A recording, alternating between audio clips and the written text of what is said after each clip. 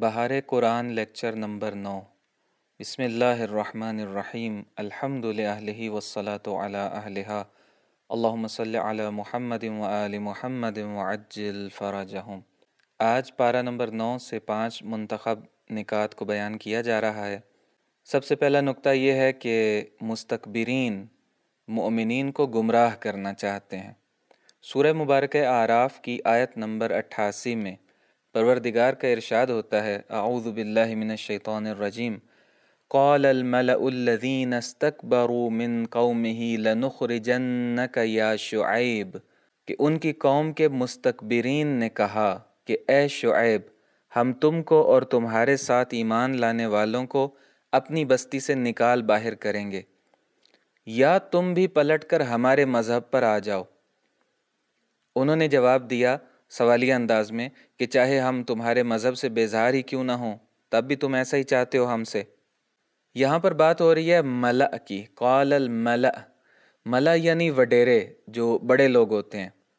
استکبرو، جنہوں نے استکبار کیا، مستکبر ہیں جو، انہوں نے کیا کیا کہ حضرت شعیب علیہ السلام اور ان کے ساتھیوں سے کہا کہ ہم تمہیں اس بستی سے، اس علاقے سے نکال دیں گے، اور اگر یہاں رہنا چاہتے ہو تو پھر تمہیں ہماری ملت یعنی ہمارے دین اور ہمارے طریقہ کار کے مطابق چلنا ہوگا۔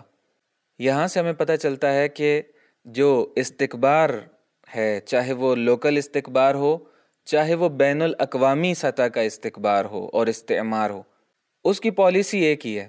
اللہ تعالیٰ کی طرف سے خبر لانے والے پیغمبر منطق کے ساتھ گفتگو کرتے ہیں، دلیل کے ساتھ گفتگو کرتے ہیں، لوگوں کو راہ راست پر لے کر آتے ہیں، لیکن ان کے مقابلے میں جو آتا ہے، ان کے مقابلے میں جو سرکشی کرتا ہے، جو وڈیرے ہیں، چاہے لوکل وڈیرے چاہے بین الاقوامی وڈیرے، ان کے پاس جب کوئی لاجک نہیں ہوتی، جب کوئی بات نہیں ہوتی کرنے کے لیے، تو وہ سختی پر، زور اور طاقت کے استعمال پر اتر آتے ہیں۔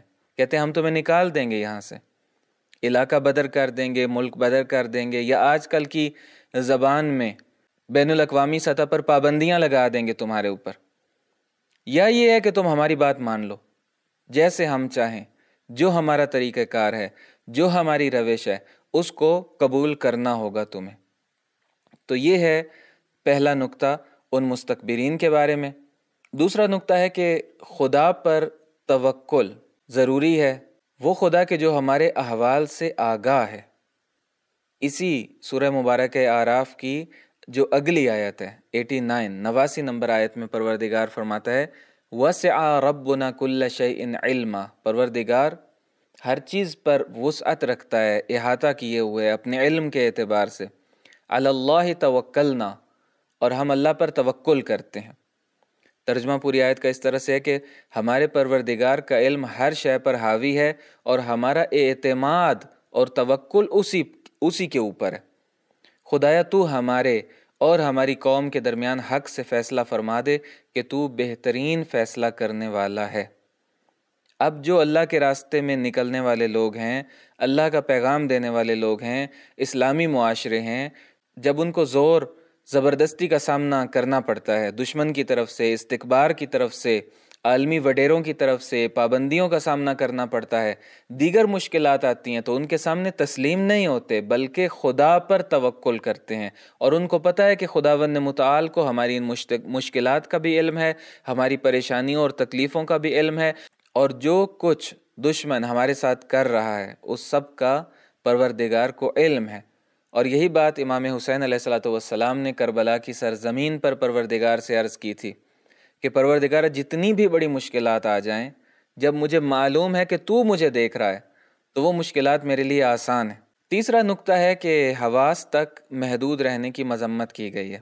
سورہ مبارکہ اعراف کی 143 نمبر آیت میں پروردگار کا ارشاد ہوتا ہے کہ وَلَمَّا جَاءَ مُوسَىٰ لِمِيقَاتِنَا وَكَلَّمَهُ رَبُّهُ قَالَ رَبِّ أَرِنِي أَنظُرْ إِلَيْكَ قَالَ لَن تَرَانِي، تو اس کے بعد جب موسیٰ ہمارا وعدہ پورا کرنے کے لیے آئے اور ان کے رب نے ان سے کلام کیا، تو انہوں نے کہا کہ پروردگار مجھے اپنا جلوہ دکھا دے۔ ارشاد ہوا کہ تم ہرگز مجھے نہیں دیکھ سکتے ہو۔ یہ ڈیمانڈ اور یہ تقاضا در حقیقت قوم کا تھا۔ قوم نے اپنے نبی سے کہا تھا کہ ہم پروردگار کو اپنی آنکھوں سے دیکھنا چاہتے ہیں، تو انہی کے کہنے پر حضرت موسیٰ علیہ السلام نے پروردگار سے عرض کی، اور پھر جواب ملا کہ تم مجھے نہیں دیکھ سکتے ہو۔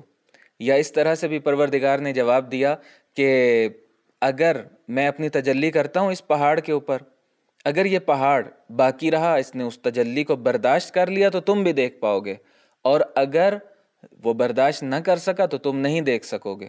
اور پھر جب تجلی ہوئی تو جو لفظ ہیں قرآن مجید کے، اس کے مطابق وہ پہاڑ اس طرح سے ریزہ ریزہ ہو گیا کہ جیسے ایک میدان ہوتا ہے، گویا یہاں کوئی پہاڑ تھا ہی نہیں۔ اور پھر حضرت موسیٰ علیہ السلام بے ہوش ہو گئے اور اس کے بعد دوبارہ بیدار ہوئے، اور وہ پوری داستان۔ تو یہاں پر نفی کی جا رہی ہے کہ لن ترانی، تم مجھے نہیں دیکھ سکتے۔ پس ہمیں ہر چیز کو حواس خمسہ اور حواس ظاہریہ میں محدود نہیں سمجھنا چاہیے۔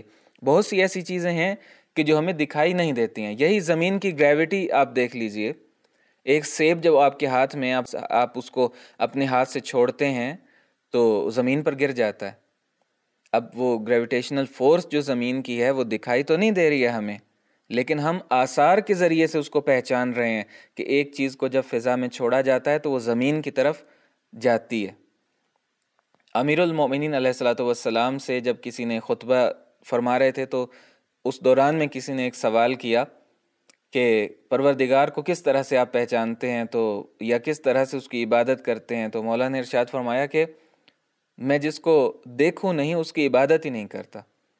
تو پھر پوچھنے والے نے پوچھا اور حیران ہوا، تعجب ہوا اس کو کہ کس طرح سے آپ نے دیکھا؟ تو فرمایا کہ ان آنکھوں سے نہیں، دل کی آنکھوں سے۔ فرمایا کہ لم ترہ العیون بمشاہدۃ الابصار، کہ آنکھیں پروردگار کا مشاہدہ نہیں کر سکتی، اس کا دیدار نہیں کر سکتی، ولیکن رأتہ القلوب بحقائق الایمان، لیکن دل ہیں جو اس کا دیدار کرتے ہیں، اس کو دیکھتے ہیں حقیقت ایمان کے ذریعے سے۔ اگلا نقطہ یہ ہے کہ نہی عن المنکر نجات کا سبب ہے۔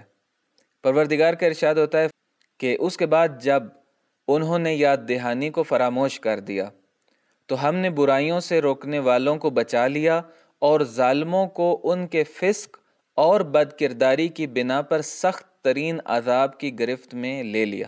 یہاں پر بنی اسرائیل کا تذکرہ ہے۔ بنی اسرائیل میں کچھ لوگ ایسے تھے کہ جو نہی عن المنکر کیا کرتے تھے، ینہون عن السوء، برے کاموں سے روکا کرتے تھے اپنی قوم کو۔ تین گروہ تھے در حقیقت۔ ایک گروہ تھا جو برا کام کیا کرتا تھا، برائیاں انجام دیا کرتا تھا۔ ایک گروہ تھا جو برائیوں سے روکا کرتا تھا۔ ایک تیسرا گروہ تھا کہ جو برائی تو نہیں کرتا تھا لیکن برے لوگوں کو منع بھی نہیں کرتا تھا، خاموش رہنے والا گروہ۔ تو یہاں پر ارشاد ہوتا ہے کہ جب پروردگار کی طرف سے عذاب آنا تھا تو پروردگار نے ان تین گروہوں میں سے جو برائی کو روکتے تھے اور نہی عن المنکر انجام دیتے تھے ان کو بچا لیا۔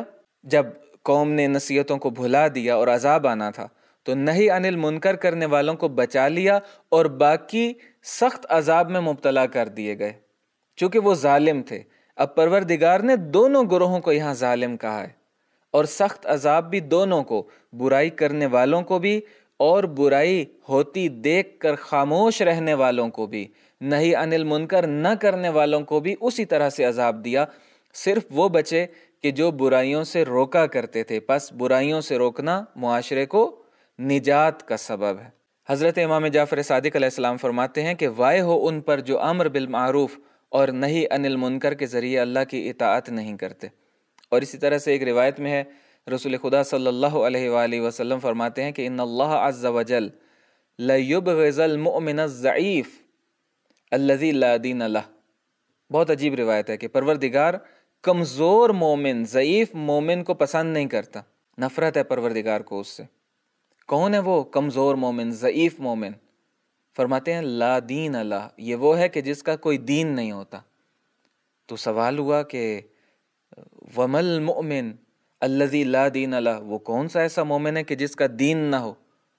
تو مولا نے فرمایا کہ قال الذی لا ینہا عن المنکر، فرمایا کہ وہ ایسا شخص ہے جو ضعیف ہے، جس کو پروردگار پسند نہیں کرتا، جس کا کوئی دین نہیں ہے۔ وہ کون ہے؟ وہ ایسا شخص ہے کہ جو نہی عن المنکر نہیں کرتا۔ اور آخری نقطہ غیبی امداد پر ایمان لانے سے متعلق ہے۔ جنگ بدر کا تذکرہ ہے کہ جب مومنین میدان میں تھے اور اچانک ایک جنگ کا سامنا ان کو کرنا پڑا، اور تعداد بھی 300 سے کچھ زیادہ تھی، 313، اور سامنے والے بھی 3 گنا زیادہ تعداد میں۔ تیاری بھی ان کی تھی، ان کے پاس تیاری بھی نہیں تھی، صرف ایک سوار اور بالکل بھی جنگی ساز و سامان نہ ہونے کے برابر۔ اس صورت میں مومنین پریشان تھے، ایک کیفیت تھی، دل کے اندر پریشانی کی کیفیت تھی۔ تو اس وقت جو غیبی امدادیں نازل ہوئیں وہ سورہ مبارک انفال کی آیت نمبر 11 اور اس کے بعد کی آیات میں بیان کی گئی ہیں۔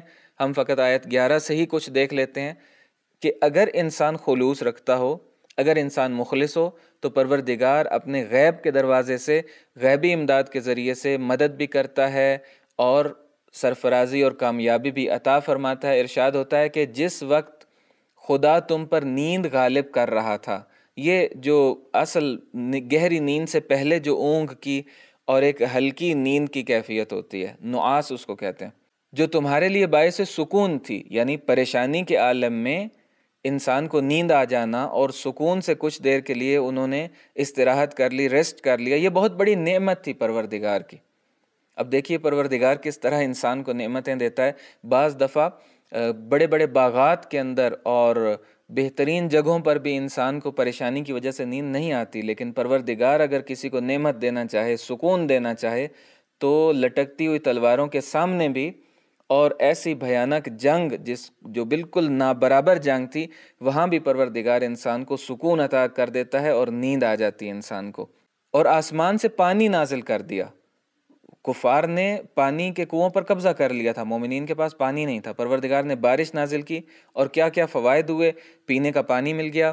اسی طرح سے اگر جو جنب ہو چکے تھے اس نیند کی وجہ سے کچھ لوگ، ان کو غسل کے لیے پانی مل گیا، اور اسی طرح سے شیطان کی کثافت کو دور کرنے سے یہ مراد تھی، اور دلوں کو اطمینان مل گیا، قدموں میں ثبات آ گیا۔ کس طرح سے کہ وہ ریتلی زمین تھی، پاؤں اس کے اندر دھنس جاتے تھے اور مومنین پریشان تھے کہ قدم جما کر کس طرح لڑ سکیں گے، لیکن جب بارش ہوئی اور وہ ریتلی زمین جم گئی تو مومنین کے قدم بھی مضبوط ہو گئے۔ البتہ یثبت بہ الاقدام سے مراد یہ بھی ہو سکتا ہے کہ پختہ عزم کے ساتھ، لیکن ظاہری معنی بھی ہے کہ پانی کی وجہ سے ریتلی زمین مضبوط ہو گئی۔ تو پروردگار نے اس طریقے سے مومنین کو اپنی غیبی امداد عطا کی۔ بس وہ فضائے بدر پیدا کرنے کی ضرورت ہے، خلوص کی ضرورت ہے، ایمان کی ضرورت ہے۔ فضائے بدر پیدا کر، فرشتے تیری نصرت کو اتر سکتے ہیں گردوں سے قطار اندر قطار اب بھی۔ پروردگار ہمیں قرآن مجید کی تعلیمات کو سمجھنے اور اپنی زندگیوں کو ان کے مطابق ڈھالنے کی توفیق عطا فرمائے۔ والسلام علیکم ورحمۃ اللہ وبرکاتہ۔